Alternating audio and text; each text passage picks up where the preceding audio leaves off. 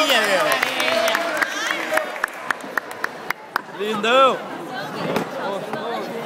Ticudão. Capirinha, ticudão. Ticudão.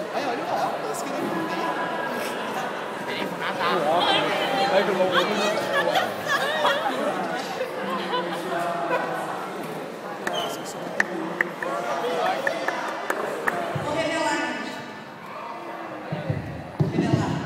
a frase. Bom, pessoal, então, está conosco hoje, integrando a Feira do Livro, nesses meus 80 anos, o Fabrício Capinejar, Sério? escritor de referência de tantos aqui. E vamos lá. Bom dia. Uma honra, uma alegria voltar para a escola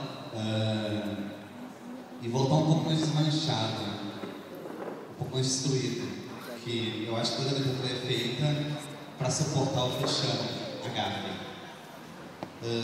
A gafe não nos destrói, só nos fortalece. Eu já deve ter passado por cenas patéticas, né? O que acontece? A gente pensa que vai ser desmoralizado?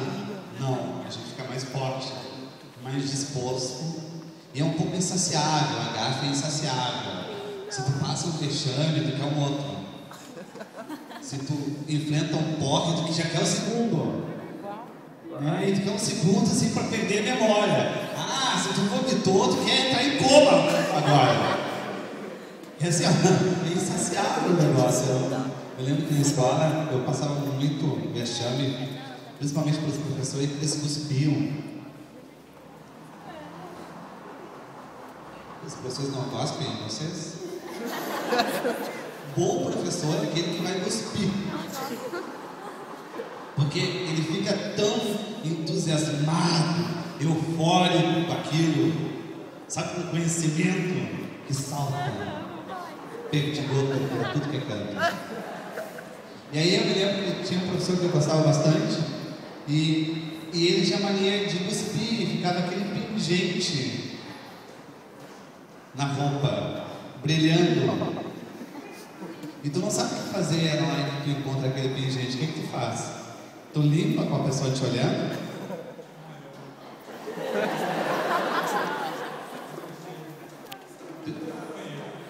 Vai pro banheiro, tipo, a pessoa sabe que tu tem nojo dela.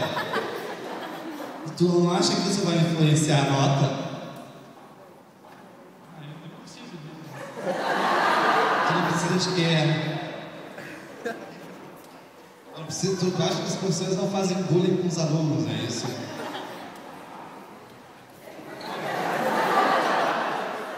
Não precisa dizer, tá tudo bem. Aí o que acontece? Medo, cara. E eu, de uma certa forma, esperava a pessoa olhar para o lado e não tava. Mas aconteceu uma coisa muito pior, e aí, realmente, eu entendi que a vida prepara surpresas desagradáveis e o negócio é relaxar. Uma delas foi na hora que fui almoçar, um amigo meu convidou um colega dele, não conhecia o colega, estava na frente dele, almoçando, o cara começou a falar de boca cheia, e de repente eu vi um arroz voando na boca dele. Não é que aquele arroz voou, eu estava de boca aberta. E aí aquele arroz voou, e eu engoli o arroz. De tudo é que ele me viu engolindo a voz dele.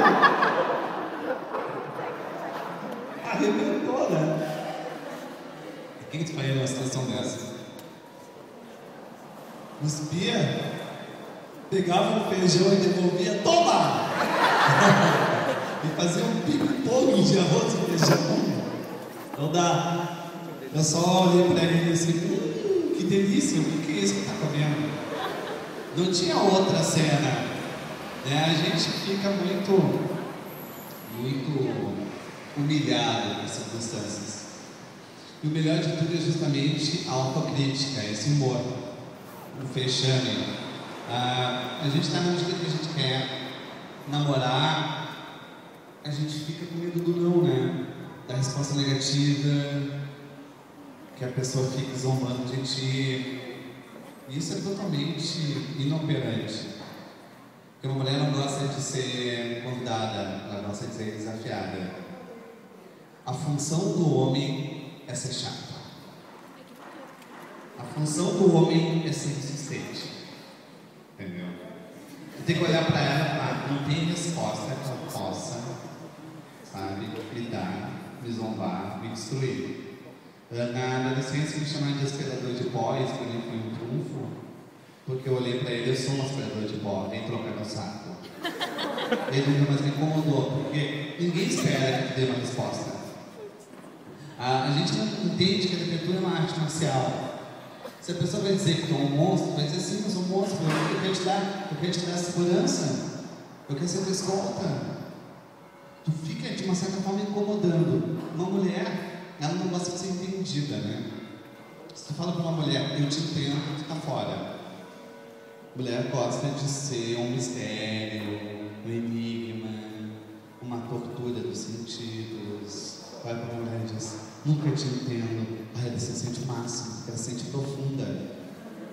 A pior coisa para uma mulher é sentir rasa, né? Pô, eu te entendi até fácil. Fala para uma mulher que é fácil, morreu. É muito difícil. Ai, tu é incompreensiva, sabe? Aí aquelas coisas entram na cabeça dela, ela pensa assim, sim, eu sou uma terceira dimensão. Já o homem, não, o homem não é que a menina, ele precisa brigar com quem ela gosta. É natural. Sabe que as pessoas vão namorar na medida que eles só brigam. Eles se detestam. Porque como tu tem vergonha de confessar que tu tá amando, tu usa o ódio como uma espécie de trailer. Tu usa o ódio para se aproximar. O amor usa sempre os acessos secundários. O ódio é um acesso secundário. Entra na cidade pelo acesso secundário. Então, se a mulher chama o cara de chato, tá gostando dele. Se é irritante, tá namorando ele. E se é insuportável, casou com ele. Porque na verdade a gente não gosta da virtude do outro, a gente gosta do defeito. A gente quer alguém que absolva e perdoe o nosso defeito. A mulher sempre tem algo que ela não gosta de si, porque ela se olha demais. Ela vive se olhando no espelho. O homem não se olha, o homem se olha pouco. E eu perdi o cabelo, que é mais motivo para não me olhar. Tu deve se olhar bastante, né? Para te fazer esse cabelo. Mas tu não consegue repetir isso, né? Aí o que acontece? O homem não sabe o que é estreito, porque não se olha. A mulher sabe tudo, uma mulher se sente culpada. Eu uso uma tática que é sempre ficar com a bola virada. Assim, errada, uma bola errada. Toda mulher vai olhar a bola e pedir para arrumar. Uma mulher não suporta a falta de simetria. Sabe? Tu não tá ficando angustiado me olhando assim? Tá, né? Porque a mulher quer te dominar, ela quer te domar mesmo, ela quer mandar em ti. Teu lado feminino também quer mudar ou não? Agora, não. Eu lembro que melhor que agora tem uma tática que é, sabe, a etiqueta para fora, aquela etiqueta transparente da roupa para fora. Aquilo a mulher é capaz de cheirar do pescoço, porque ela fica um tempão tentando cheirar assim. Ah, tu tem aqui não, tu tem. Calma, não precisa gozar ainda. Passou. Tudo bem. Ninguém tá rindo, nada. Esse é mais um vexame na escola. Mais um. Calma. Isso é importante. A gente sabe que a pessoa vai ser famosa pelo número de vexames. Então tu tá na luta. Mas o que acontece? Se tu deixa aquela etiqueta pra fora, é óbvio. Quem é uma mulher vai ficar intrigada, ciscando, cismada. A gente tem essa mania de perfeccionismo. Perfeccionismo é quando tu quer mandar na perfeição.